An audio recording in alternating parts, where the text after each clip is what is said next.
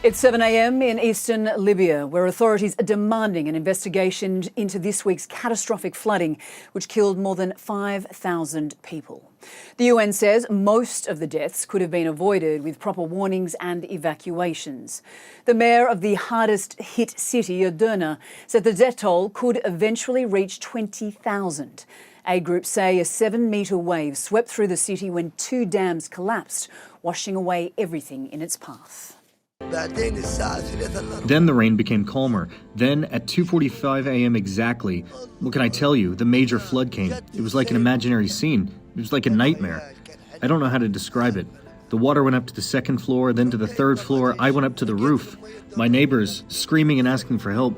I went down to help them and I saw one of my neighbors dead and being taken by the flood. I took the kids up and went back up again. The building fence was destroyed. We belong to God, and to Him we return. Aid is pouring into the city, but authorities say they need volunteers to collect and bury the dead. Well, UNICEF reports as many as 300,000 children are at risk of disease and displacement. The UN is asking for more than $71 million in urgent aid. Workers in Derna spent part of the day sorting through clothes and other items for people in need. And the marine port in Derna is now open to ships delivering supplies. Well, CNN's Jemana Korajshe arrived in Derna, Libya a short time ago and filed this report. It took us more than 7 hours to get from Benghazi to the city of Derna, and that is a drive that typically takes about 3 hours, and that is because so many roads, so many bridges around Derna have been destroyed, and you can imagine what that means for the aid, for the relief, for the support that would be coming into the city, and how difficult it is at this time. And driving in at night, this felt like a ghost town. It is eerily quiet, and everywhere you look, you see damage and destruction. It's dark, it's nighttime, but we can still see so much destruction around here. It feels like a war zone. It feels like a bomb had gone off here, a big bomb had gone off here. And it's very hard to stand here and not imagine what people in this city went through. Thousands of people lost their lives. More than 10,000 right now unaccounted for. And everyone you speak to here fears that that death toll is only going to rise in the coming days. And all this destruction, the loss of life, officials are telling us this all happened in less than 2 hours, perhaps an hour and a half, they believe, after those dams burst and the water came sweeping through the city, wiping out entire neighborhoods, they say, sweeping buildings, infrastructure, cities, homes, families into the sea.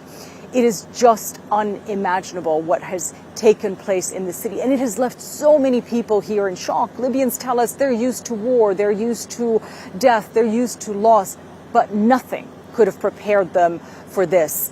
On our drive into Derna, we saw so many cars coming in from different parts of the country, from the far west, from the south. Libyans coming together, coming here to deliver aid, to volunteer, to support the people in this part of the country and the people of Derna. And it seems that this divided country has come together, that this tragedy, this loss has brought them together, at least for now.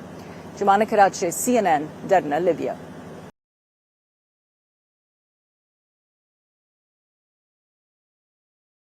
In Libya, harrowing stories of bodies piling and filling up the streets after massive floods, when a torrential downpour smashed through 2 dams, washing away homes and everything in the water's way.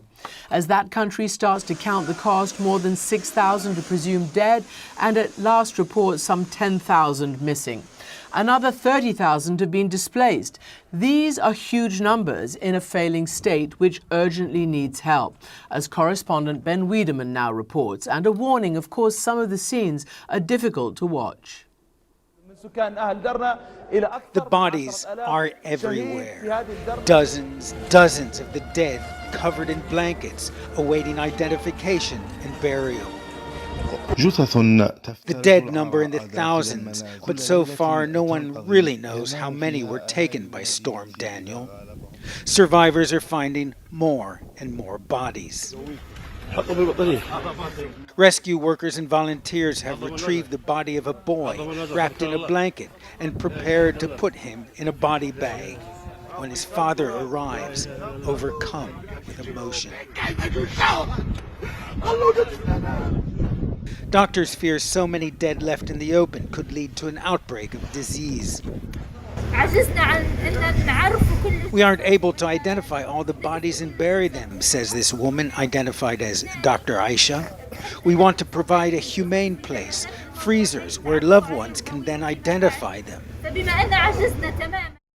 Access to Derna remains difficult. The flood destroyed many of the roads and bridges leading to the city. This port in eastern Libya has been transformed into a wasteland of mud, rubble, and ruin. The raging waters that tore through the city spared no one and nothing.